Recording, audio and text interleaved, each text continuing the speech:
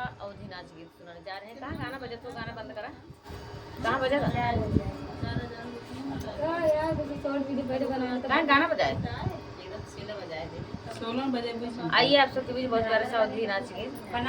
बोलई बड़रिया पे गगवा हो, हमनी को ना लगई, हमनी को ना लगई। बोलई बड़रिया पे गगवा हो, हमनी को ना लगई, हमनी को ना लगई। हर में निकला गई मम्मी और पापा, नैहर में निकला गई मम्मी और पापा।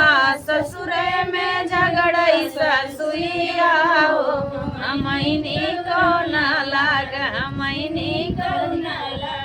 अरे ससुरे में झगड़ई ससुइया हो, हमनी को ना लाग, हमनी को ना लाग। बोलई बड़रिया पे गगवा हो, हमनी को ना लाग, हमनी को ना लाग। नैहर में निकला गई भैया भतीजवा, नैहर में निकला गई भैया भतीजवा। भैया भतीजवा हो, भैया भतीजवा।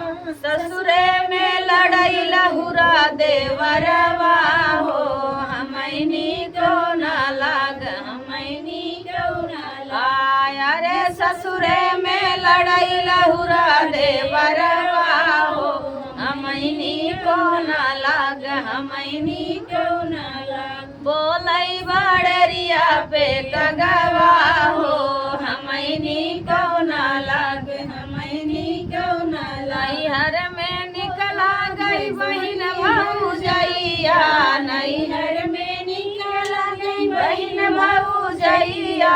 ससुरे में लड़ई ननदिया हो, हमनी को ना लाग, हमनी को ना लाग। ससुरे में लड़ई ननदिया हो, हमनी को ना लाग, हमनी को ना लाग। बोलई बड़रिया पे गगवा हो,